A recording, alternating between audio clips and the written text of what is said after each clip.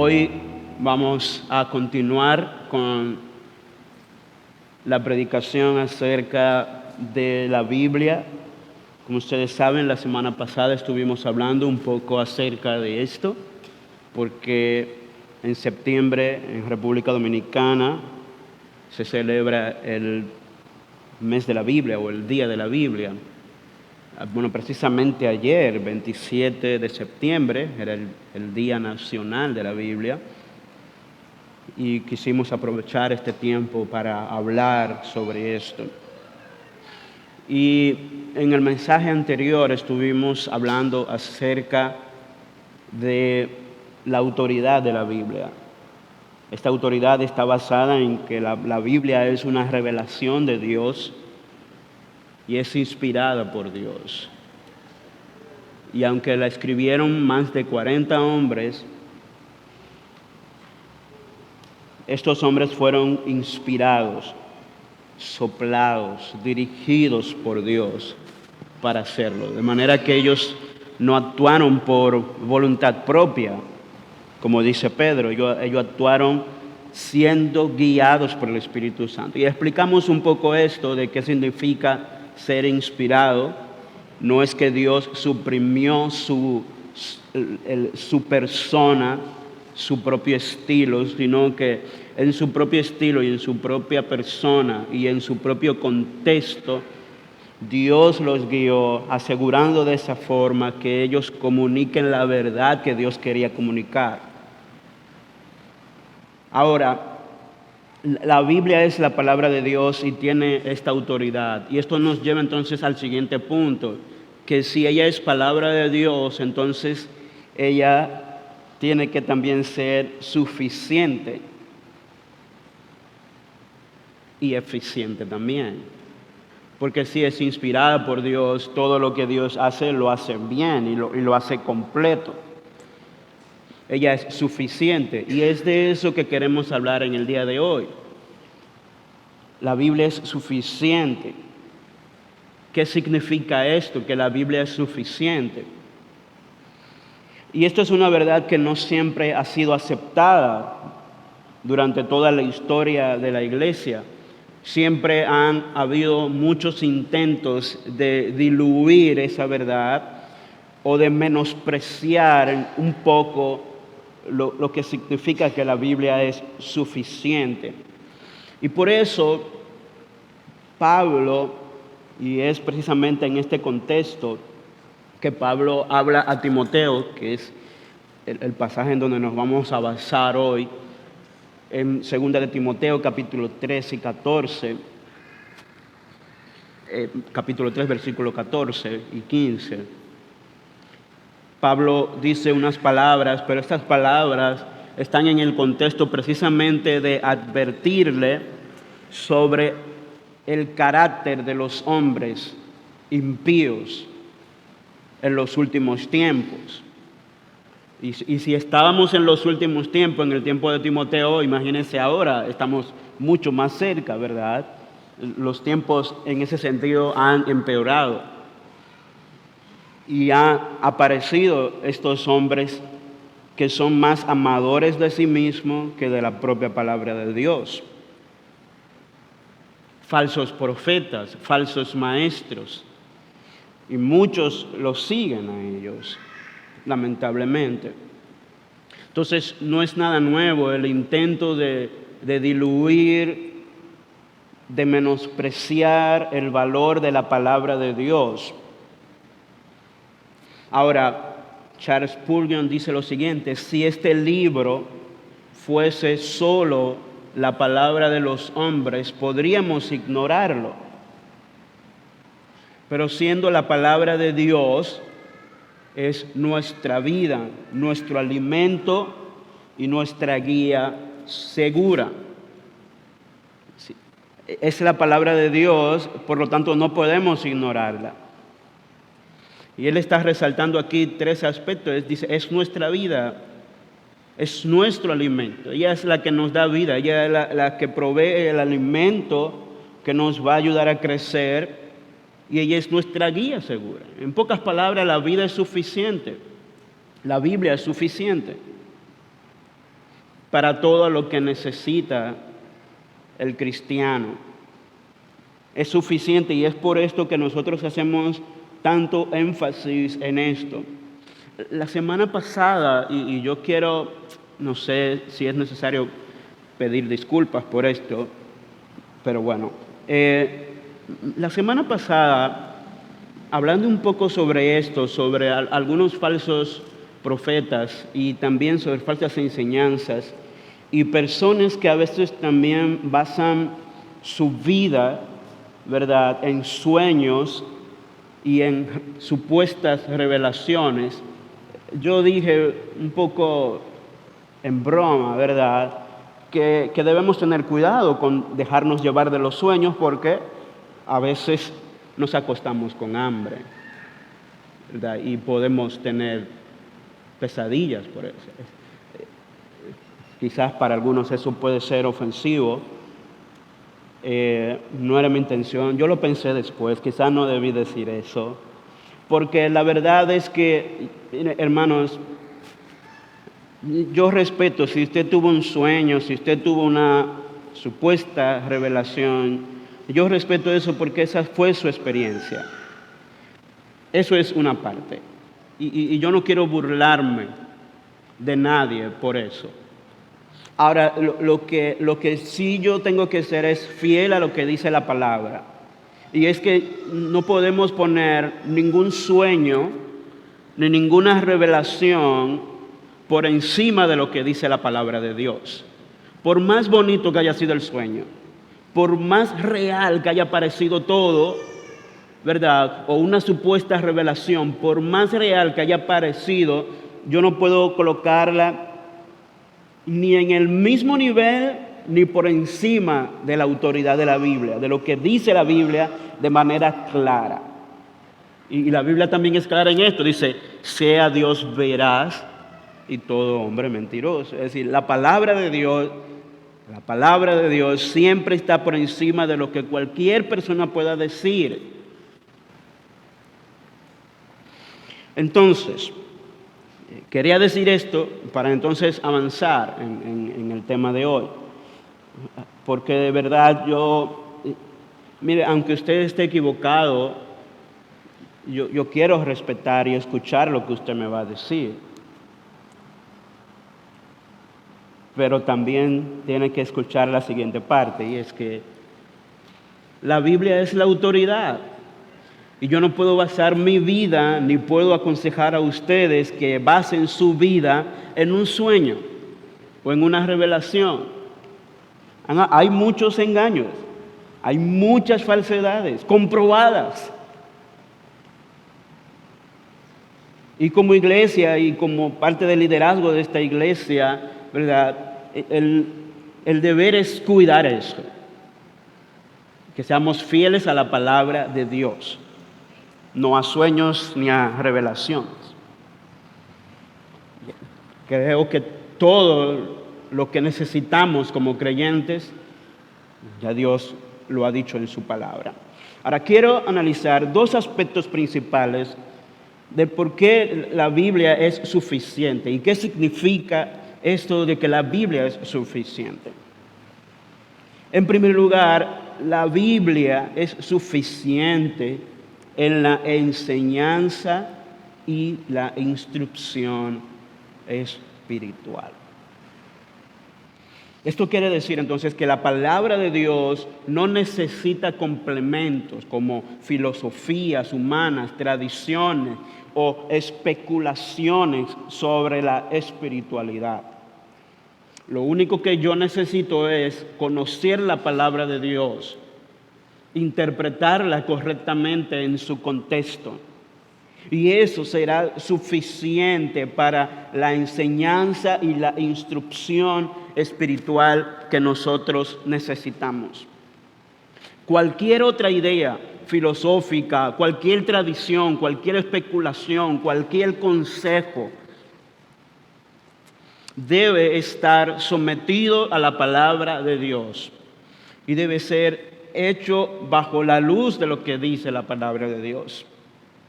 Fíjese lo que dice 2 Timoteo, capítulo 3, 14 y 15. Vamos a leer solamente la primera parte del versículo 15, pero es para que vean cómo Pablo desarrolla esto. Segunda de Timoteo 3, 14 y 15. Y quiero decirles que estoy usando hoy la versión Nueva Biblia de las Américas, por si usted ve alguna diferencia en la forma de expresar esto. Y quiero aprovechar para decir que es una versión de la Biblia que recomiendo mucho. Yo sé que tenemos la tradición de usar Reina Valera de 1960 y es muy buena traducción porque está basada en una traducción formal de las Escrituras. Y discúlpenme, ¿qué es esto de una traducción formal de las Escrituras? Una traducción formal de las Escrituras es una traducción tratando de traducir el texto lo más cercano a el original, o sea, al idioma original en que se escribió la Biblia. Hay otro tipo de traducciones que se le llama traducción dinámica, en lo que no se traduce literalmente cada palabra, sino que se trata de buscar una expresión equivalente a esa, pero con un lenguaje más actualizado. La idea no es tergiversar la palabra, sino comunicarlo con un lenguaje que sea más conocido por nosotros en la actualidad, una forma de expresión más conocida. La Reina Valera es una traducción formal. La Nueva Biblia de las Américas tiene la ventaja de que es una traducción formal, pero con un lenguaje especialmente adaptado para nosotros, los hispanohablantes, los latinoamericanos. De manera que al tener este equilibrio, es una versión que recomiendo. Lamentablemente no hay mucho en las tiendas, pero es una versión que recomendamos. Bueno, avanzando entonces. Fíjense lo que dice Timoteo 3, 14 y 15. Pero persiste tú en lo que has aprendido y te persuadiste, sabiendo de quién lo has aprendido y que desde la niñez has sabido las sagradas Escrituras. Y nos detenemos ahí. Nótese varias cosas en este pasaje. Él le dice persiste, permanece, sé constante en lo que has aprendido. Lo que indica entonces que con aprender no basta. Dice aprendido y persuadiste. Sí, no solamente lo aprendiste, no solamente recibiste esto como un conocimiento que llenó tu cerebro, tus neuronas, sino que te persuadiste, te convenciste por ello. Y esto es muy importante de entenderlo porque muchas veces estamos solamente tratando de dar información a las personas, incluso a nuestros hijos, darle información y no permitimos que esta palabra de Dios no solamente se convierta en información, sino que también lo persuada y lo convenza para experimentar un cambio de vida real en su mente. Hay mucha gente con mucho conocimiento de la palabra de Dios. Han sido enseñados en la palabra de Dios, pero ellos no están convencidos personalmente de esto. Y es por eso que entonces la palabra de Dios no ha hecho el trabajo de cambiarlos, porque no se trata solamente de enseñar, sino de traer convicción al corazón. Y sigue diciendo, sabiendo de quién has aprendido. Sabiendo de quién has aprendido y que desde la niñez has sabido las sagradas Escrituras. ¿De quién Timoteo había aprendido? Pablo hace notar principalmente que él es una de esas personas. En el versículo 10 anteriormente, él le dice, tú persiste, ¿verdad?, en la enseñanza, tú has permanecido en lo que yo te he enseñado y en el ejemplo de vida que él te ha dado. Entonces, por una parte él le está diciendo, persiste en esto y recuerda de quién lo has aprendido, de Pablo mismo, quien fue su maestro, su guía, su ejemplo. Y en este momento precisamente en que está escribiendo también lo estaba haciendo. Pero sigue diciendo, y que desde la niñez has sabido las sagradas escrituras. O sea, desde la niñez él había sido instruido en la palabra de Dios. Y esto no es una palabra en el aire. Pablo en 2 Timoteo, ahí mismo, 2 Timoteo, en el capítulo 1, versículo 15, él habla de dos mujeres especiales que participaron en la enseñanza y en la instrucción de Timoteo desde que él era un niño. Fíjese lo que dice 2 Timoteo 1:15. Porque tengo presente la fe sincera que hay en ti, la cual habitó primero en tu abuela Loida y en tu madre Eunice, y estoy seguro que en ti también. De manera que Pablo resalta la participación especial tanto de la abuela como de la madre de Timoteo en su enseñanza, en la enseñanza de las Escrituras. Los judíos tenían por tradición, o quizás muchos la conservan todavía, la tradición que un niño comenzaba a ser instruido en la palabra de Dios desde que tenía 5 años. Una edad vital, una edad muy importante, de manera que no hay que esperar muy lejos para comenzar a instruir a nuestros hijos en la enseñanza de la palabra de Dios. Desde los 5 años. Muchos decimos nosotros, en esa edad ellos son una esponja. Ellos absorben todo lo que escuchan, todo lo que ven. Y la instrucción en Deuteronomio de que debía ir con tus hijos y enseñar la palabra de Dios y recordársela en el camino, en las casas, cuando estés en las plazas, en cualquier lugar debemos enseñar la palabra de Dios a nuestros hijos, a las próximas generaciones. No hay que llegar a viejo para comenzar a aprender la palabra de Dios.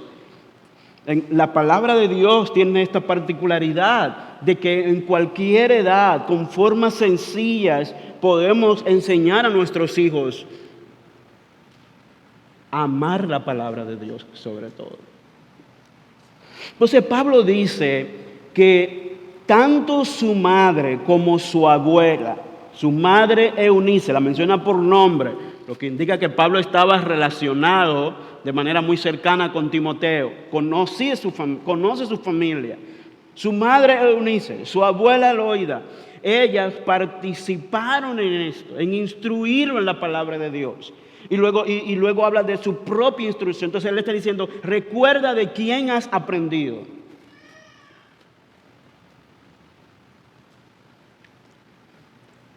Pero lo más importante no es de quién has aprendido, aunque esto es importante, sino lo que has aprendido, las sagradas escrituras. Estamos a veces muy preocupados por enseñar a nuestros hijos a leer, a hablar, a escribir, matemáticas, un poco de historia.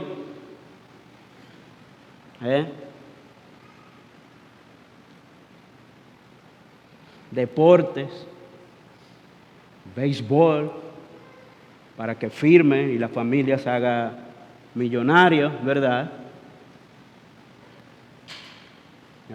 Algunos a veces se vuelven muy insistentes en que sus hijos jueguen béisbol. Hermano, no todo el mundo juega béisbol. Pero estamos muy empeñados en eso. Y eso está bien, no está mal. Eso está bien. Ahora, Hay una instrucción y una enseñanza espiritual que tus hijos y mis hijos necesitan, y es la instrucción en la palabra de Dios. Y Pablo dice que tanto él como su abuela y su madre se encargaron de instruir y de enseñar a Timoteo en cuanto a las sagradas escrituras.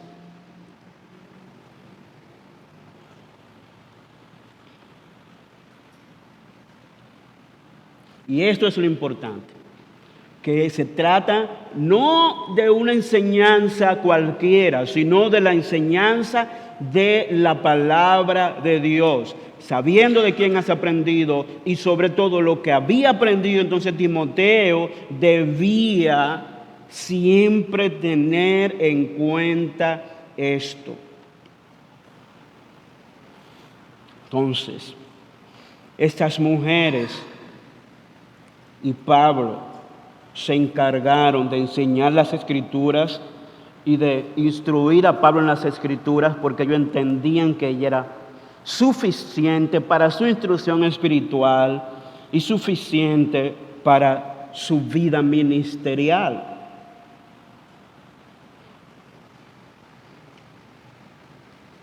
Y esto nos lleva entonces al siguiente punto. La palabra de Dios es suficiente en cumplir su propósito. Y conocer el propósito de la Biblia también nos va a ayudar a entender por qué decimos que ella es suficiente y en qué sentido es que ella es suficiente. La Biblia contiene una gran variedad de temas y autores humanos, pero detrás de esto, según creemos nosotros los cristianos, hay un único autor divino y hay un solo tema unificador. La Biblia cuenta muchas historias y habla de muchos personajes. Cuenta la historia de un pueblo llamado por Dios. No era un pueblo especial, pero se hizo especial con el llamado de Dios. Y la Biblia habla de muchos personajes que hicieron grandes cosas, pero el tema principal no son ellos, no es la nación y no son los personajes. Muchas veces nos distraemos en ellos y ellos tienen un propósito allí, pero el tema central no es ellos, el tema central es llevarnos a Cristo. Y vamos a ver más adelante esto. Y que nosotros, a través de la gracia de Dios derramada sobre ellos, sobre esta nación y sobre estas personas y su ejemplo de fe en Cristo también, nosotros podamos seguir sus pasos. Pero al final se trata de Cristo. Desde Génesis hasta Apocalipsis hay un solo tema unificador. Cristo es el Salvador de la humanidad que está lejos de Dios. Ese es el tema.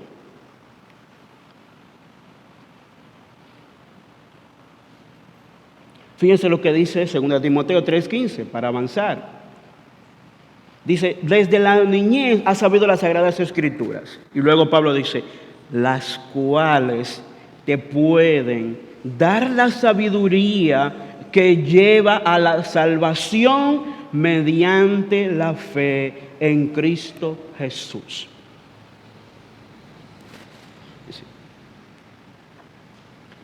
En pocas palabras, Pablo está diciendo cuál es el propósito principal de la Biblia.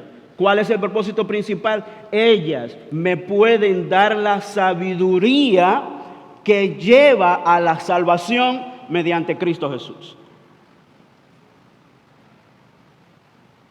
Y es en ese sentido que decimos que la Biblia es suficiente.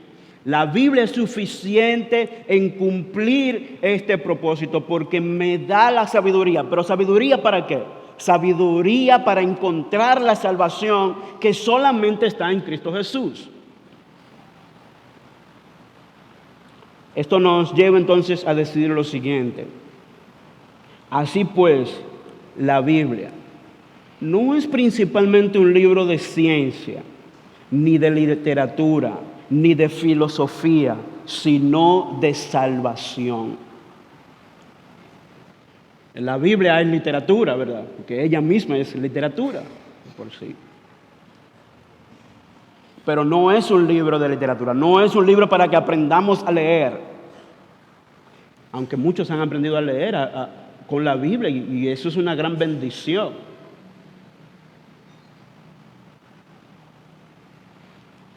No es un libro de ciencia, allí hay ciencia, pero no es un libro de ciencia.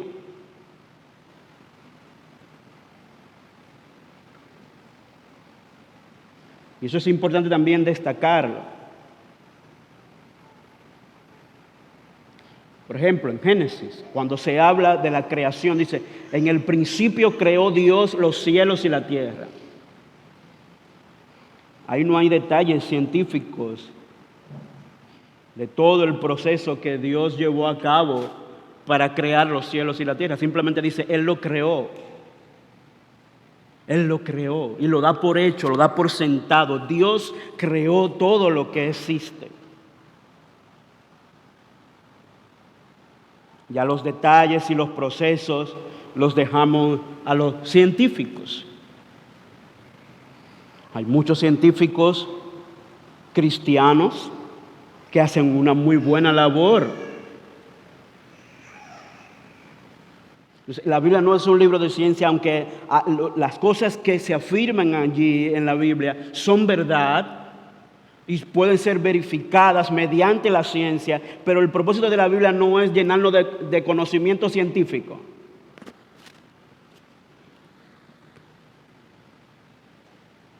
Por ejemplo, algo muy práctico,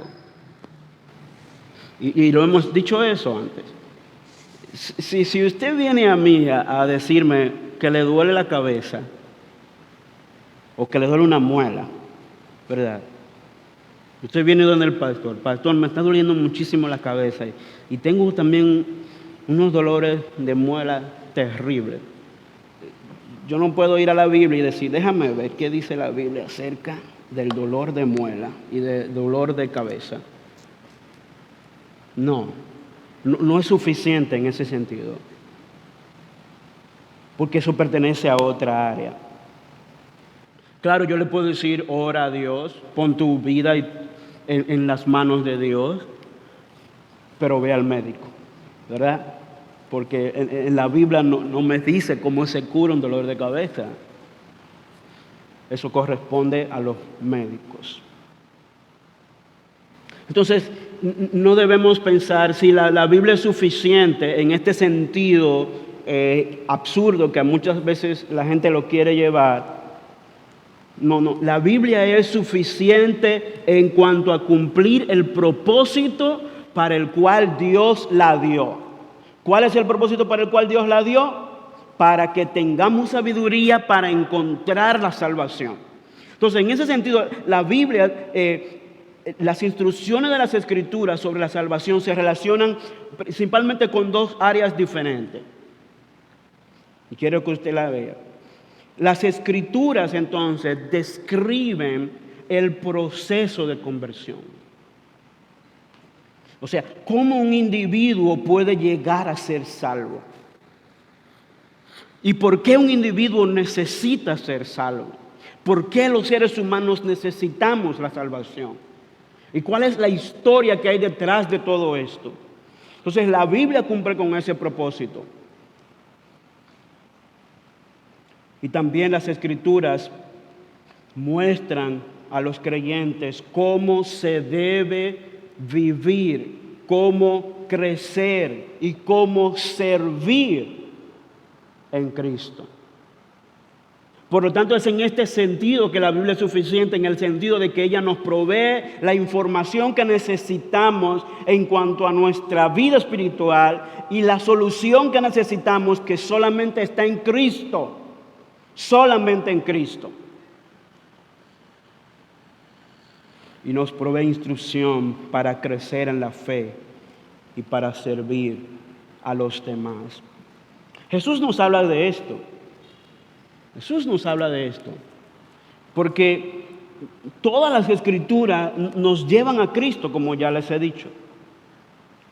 Si abres las Escrituras y y no ves a Cristo en ella, estás leyendo alejado del propósito de la Biblia. Y probablemente vamos a caer en algún error. Fíjense lo que dice Lucas 24, 25 al 27. Lucas 24, 25 al 27. Entonces él les dijo: oh insensatos y tardos de corazón para creer todo lo que los profetas han dicho. ¿No era necesario que el Cristo padeciera estas cosas y que entrara en su gloria? Y comenzando desde Moisés y siguiendo por todos los profetas, les declaraba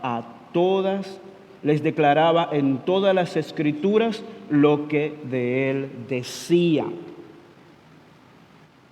Y está hablando aquí del Antiguo Testamento, que muchas veces creemos que es solamente el Nuevo Testamento que habla de Cristo.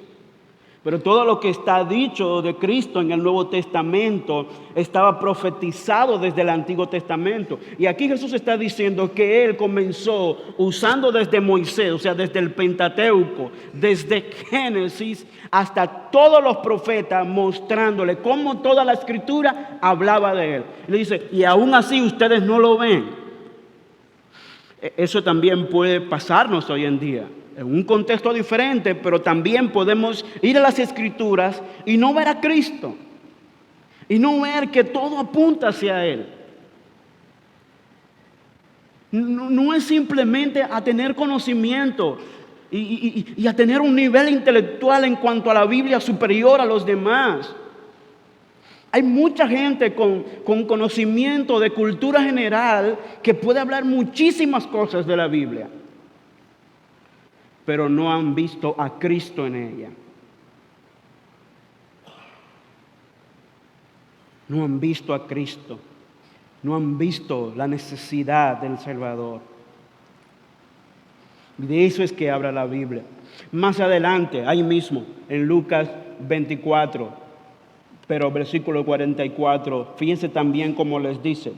Y les dijo: estas son las palabras que os hablé, estando aún con vosotros, que era necesario que se cumpliese todo lo que está escrito de mí en la ley de Moisés, en los profetas y en los salmos. O sea, Cristo. Sí, toda la Escritura. La ley de Moisés, el Pentateuco, los profetas, los salmos, que precisamente esta era la forma en que los judíos dividen el Antiguo Testamento. En estas tres grandes porciones: la ley, los profetas, los salmos. En pocas palabras, Jesús le está diciendo: todo el Antiguo Testamento habla de mí, y lo que está sucediendo conmigo hoy es el cumplimiento de todo lo que dice el Antiguo Testamento sobre mí. Y entonces luego tenemos el Nuevo Testamento, que es precisamente la revelación, la manifestación en Cristo, que vino en carne, se manifestó a nosotros, que vino a este mundo a salvarnos. De manera que toda la Biblia, desde Génesis hasta Apocalipsis, es de Cristo que habla. Y nosotros podemos de nuevo hablar de Israel, hablar de los grandes personajes como Abraham, David, Moisés. ¡Wow! ¡Qué grandes hombres! Pero ellos no son la figura central. Ellos son un ejemplo de fe. Y debemos imitarlo en su fe. Pero la razón por la que ellos alcanzaron salvación y gracia delante del Señor es porque ellos miraron la promesa. Y el ejemplo para nosotros es el mismo: que nosotros nos fijemos en la promesa, que es Cristo. Cuando abras tu Biblia, trata de encontrar a Cristo en ella y cómo ésta apunta hacia Cristo. Porque ese es el propósito de las Escrituras, que veamos a Cristo, Cristo, Cristo, Cristo. Y he dicho Cristo y no es una redundancia. Es Cristo la vida de la iglesia. No se trata de un predicador, no se trata de un pastor. Los pastores, los predicadores vienen y van. Los personajes vienen y van.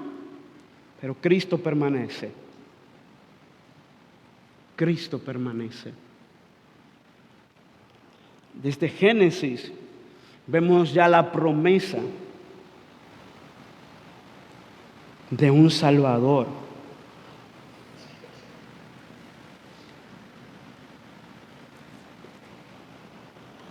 Y en Apocalipsis vemos la culminación de este rey viniendo a establecer su reino de manera plena y completa para gobernar sobre toda la creación.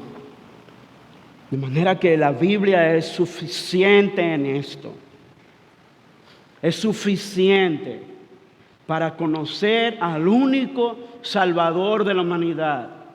Y para que una vez conociéndolo, entonces podamos crecer, madurar y ser como Él. Que de eso se trata el discipulado, de ayudar a las personas a ser como Cristo. Lo hemos repetido eso muchísimas veces. El discipulado se trata de ayudar a las personas a crecer para ser como Cristo. No como yo, no como cualquiera de ustedes, sino como Cristo, el autor y el consumador de la fe. Cristo, de Él se trata todo.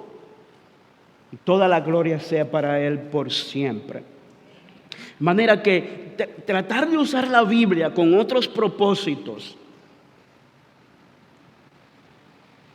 que no sea encontrar la salvación en Cristo y que no sea encontrar dirección para madurar en Cristo, está fuera de propósito.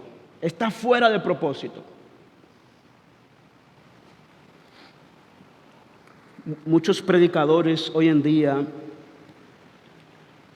tienen la costumbre, cuando ellos van a predicar, ellos prefieren comúnmente las historias y los personajes del Antiguo Testamento. Y no hay nada de malo en eso. El problema es el énfasis. No sé si usted se ha fijado, pero muchos predicadores tienen esta tendencia. Ellos difícilmente, su predicación está basada en un libro del Nuevo Testamento. Y mucho menos si es un libro doctrinal, de enseñanza. Casi siempre están buscando una historia o un personaje del Antiguo Testamento. Y es por este mal enfoque a la hora de predicar. La idea de ellos es exaltar a estos personajes, exaltarlo al punto de que ellos sean como nuestro estándar. Pero eso es una estrategia, yo creo, muchas veces, para que luego ese enfoque se base en el propio predicador. Por ejemplo, toman la historia de David, cuando mató a Goliat, y el enfoque de ellos en su predicación es como el pequeño mató al gigante. Insisten mucho en esto. Y luego le dicen a la iglesia, así mismo tú puedes ser.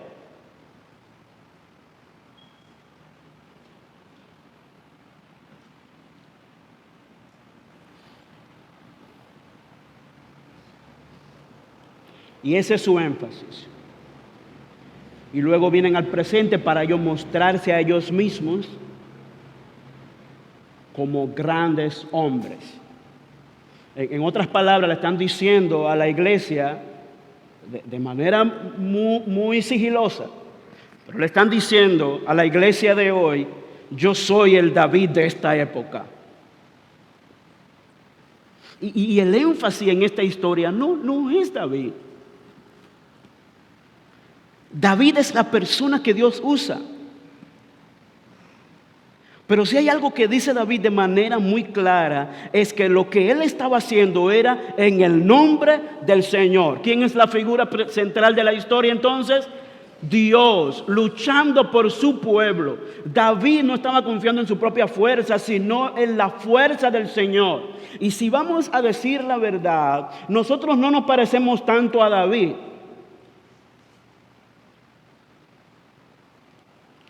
Nosotros lo que nos parecemos es al pueblo cobarde que estaba temblando y había olvidado que tiene un Dios que es mucho más grande que Goliat. Entonces se pierde el enfoque porque se deja de poner el enfoque en Dios y en Cristo para poner el enfoque en su propia personalidad, en su propia fe, en la fe que tiene en sí mismo. Y no es el punto es dependemos de Dios. En nuestras luchas, en nuestras batallas, dependemos de Dios, dependemos de su fuerza. Sin su fuerza no somos más que un pueblo cobarde que va a ser vencido. El enfoque siempre es Cristo. Y en cualquier personaje, en cualquier historia, el enfoque es Cristo, hermano. Y la Biblia es suficiente para señalar eso. Cristo y su palabra son suficientes. Y dicho esto, quiero terminar con una serie de advertencias debemos tener en cuenta sobre esto de la suficiencia de las Escrituras, de la Biblia. Y luego dando un poco de estímulo para que amemos la Biblia. En primer lugar, sobre estas advertencias,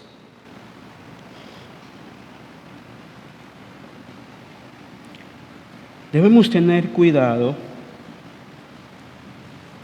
en no añadir, quitar o torcer la Biblia.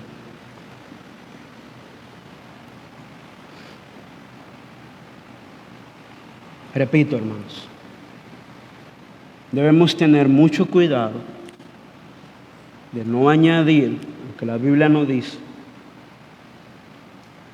quitar o torcer. Y a veces es fácil darnos cuenta cuando alguien ha añadido o ha quitado algo. Pero también está torcer, como el propio ejemplo que acabo de ponerlo. Usted dirá, pero ahí no se está añadiendo ni quitando. Sí, pero se está torciendo el propósito.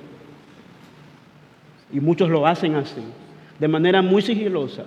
Tú los escuchas y tú dices, pero él no ha dicho nada que la Biblia no diga. Sí, lo dice, pero él lo está torciendo. Él lo está sacando de su contexto. Él está dejando afuera el propósito principal para el cual fue escrito ese pasaje.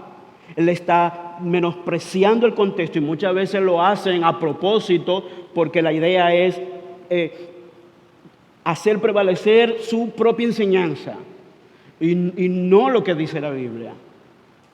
Algunos lo hacen por ignorancia, porque la verdad hay que decirla, muchas personas desconocen y solamente tienen lo que le han enseñado por tradición o lo que han oído.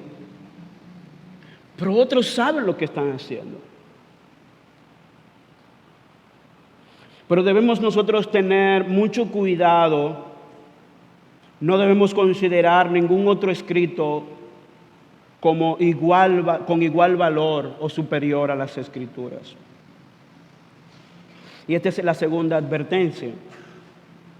No debemos tomar ninguna otra dirección o ninguna revelación o experiencia personal y ponerla al mismo nivel de las Escrituras o por encima de las Escrituras. Ninguna tradición tampoco. La iglesia debe enseñar lo que la Biblia dice que debe enseñar, pero la iglesia no tiene la autoridad de imponer lo que la Biblia debe enseñar. Tampoco nuestras propias experiencias. deben estar por encima. Por más sinceras y bonita que sea su experiencia, es su experiencia. Y la Biblia dice que el corazón del hombre es engañoso. Por lo tanto, yo debo someter mi pensamiento, mi vida, a lo que dice la palabra de Dios. No a una supuesta revelación. Hay muchos casos de personas que han tenido sueños y supuestas revelaciones y ellos han ido hasta el cielo y algunos van hasta el infierno. No sé a qué quieren ir al infierno, pero bueno, ellos dicen que fueron. Otros han tenido experiencia en el cielo, incluso niños. ¿Verdad? Los niños son como más creíbles, ¿verdad? Pero aunque sea un niño, lo que diga un niño, por más sincero que sea, no debe ser tomado por encima de lo que dice la Biblia. En el pasado hubo incluso libros y películas de un niño, se hizo muy famoso en los Estados Unidos, creo, ¿verdad? Y vendieron libros y películas, y mucho tiempo después se reveló que todo fue una manipulación.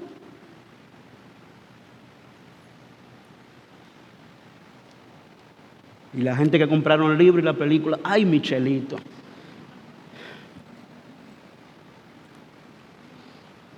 Y aquí en República Dominicana tenemos muchos casos de personas que dicen tener revelaciones y sueños y ellos van al infierno y ven muchas cosas allá y dicen que en el infierno hay departamentos. Es como una tienda, ¿verdad? Una tienda por departamentos y que cada persona va a un departamento diferente.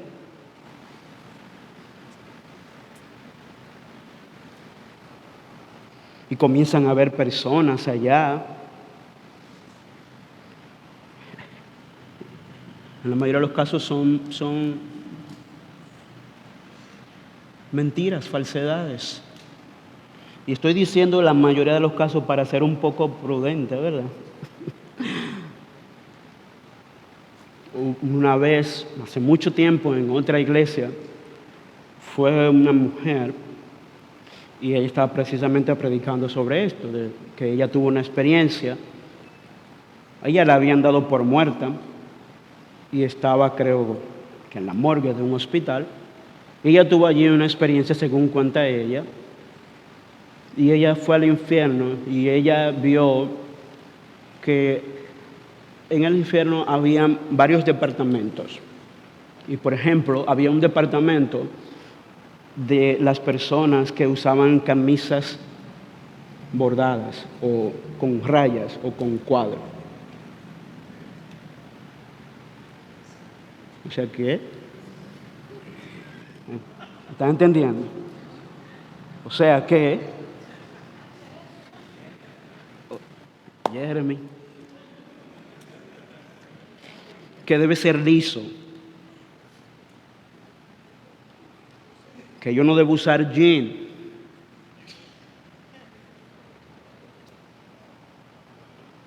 había un departamento de mujeres que usan desrizado, que usan rolos, que van al salón. Hermano, podemos tomar esto en broma, pero esto es serio.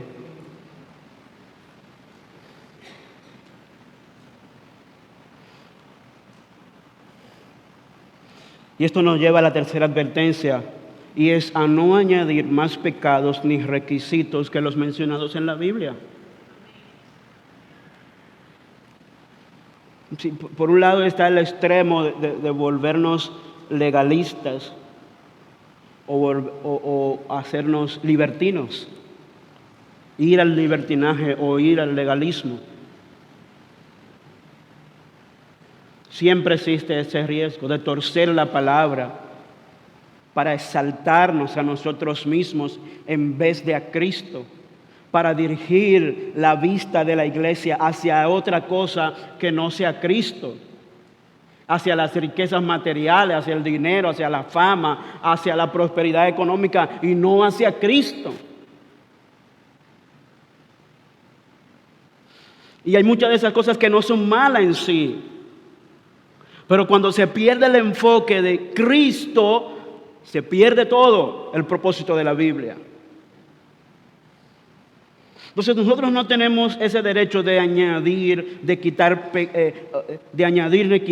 pecados o poner requisitos extras de lo que dice la Biblia. Sí, a veces por prudencia y por asuntos culturales, por asuntos de costumbre, uno puede tomar ciertas medidas, pero nunca poner eso como un requisito, como una norma a la par de lo que dice la Biblia, que es pecado. ¿Por qué? Porque eso es algo con lo que Satanás juega. Satanás nos pone a jugar con esas cosas como los rolos y el desrizado y el ponerte una camisa con raya o con cuadro para que entonces nos olvidemos de lo que realmente es pecado.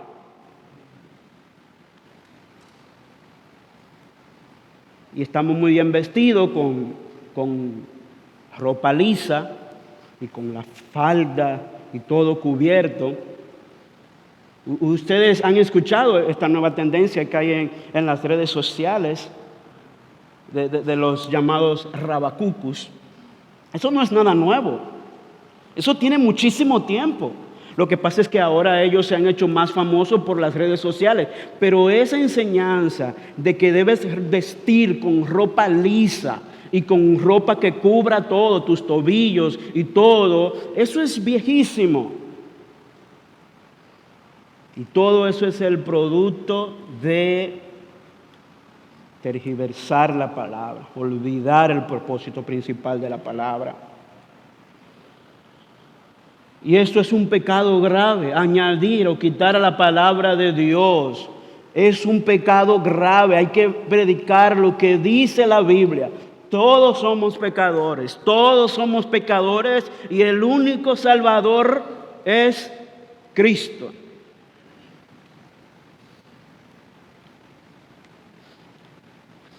Y para el creyente, todos necesitamos conocer a Cristo para ser como Él. Y por eso la palabra de Dios, para conocer a Cristo y ser como Él.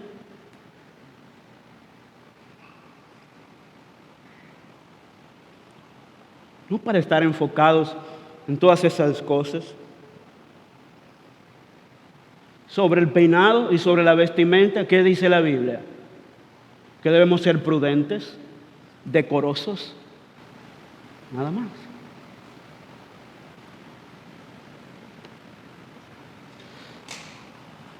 Prudentes y decorosos.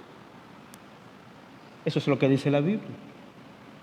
Añadir más cosas a esto es entonces intentar ir más allá de lo que dice las Escrituras y debemos tener mucho cuidado con eso. Y finalmente quiero terminar con un estímulo. Espero que esto sirva de estímulo, hermano, para que nosotros amemos la Biblia. Y fíjense que he utilizado esta expresión, amar la Biblia. Porque es la palabra de Dios. Es el regalo de Dios para nosotros. No es cualquier libro. No es cualquier libro. Y muchos llaman a uno fanático por esto. Pero es que esto no es cualquier libro.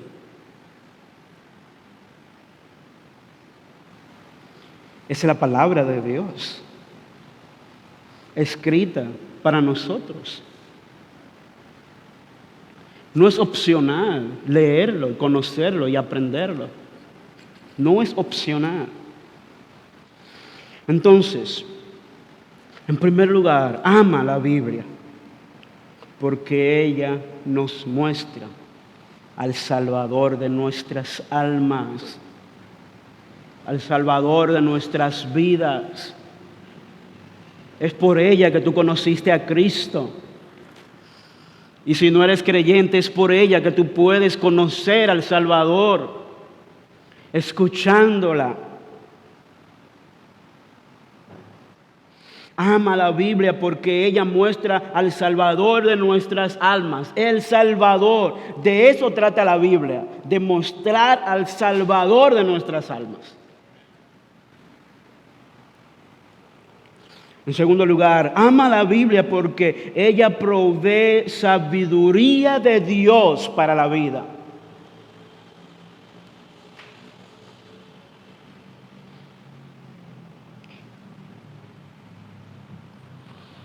¿Quieres tener sabiduría para la vida? Ama la palabra de Dios, abrázala, léela,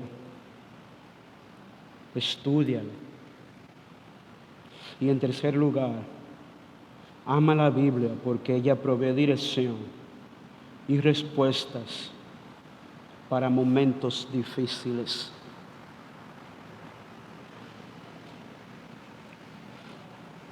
Ella provee dirección y respuesta para los momentos difíciles porque es la palabra de Dios en donde nosotros nos vemos reflejados. Dios nos conoce incluso mejor que nosotros mismos.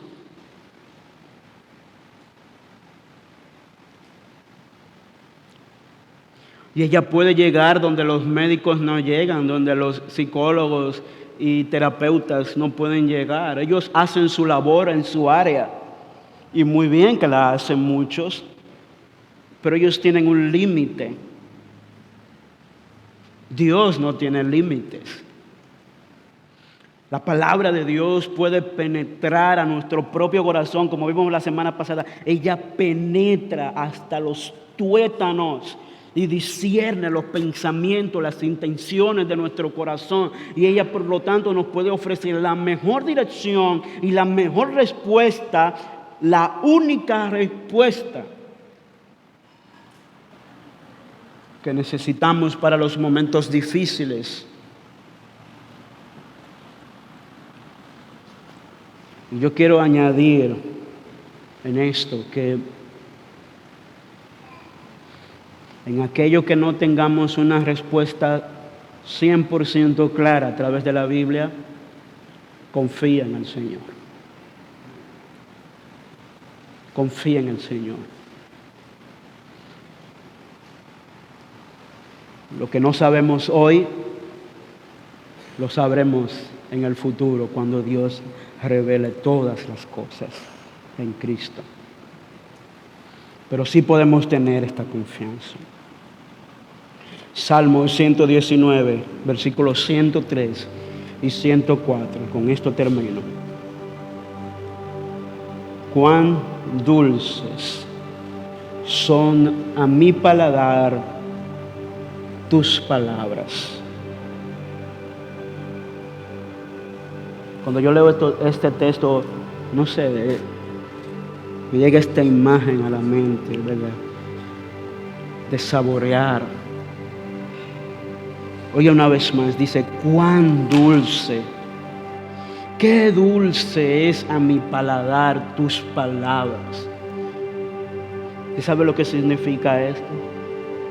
En medio de la amargura, en medio del dolor, la palabra de Dios trae dulzura. Es una forma del salmista expresar lo agradable que es la palabra de Dios. Dice, sí, más que la miel a mi boca. Es más dulce que la miel, la palabra de Dios. Es más dulce que la miel. Versículo 104. De tus preceptos recibo entendimiento. Por tanto, aborrezco todo camino de mentira. Amén.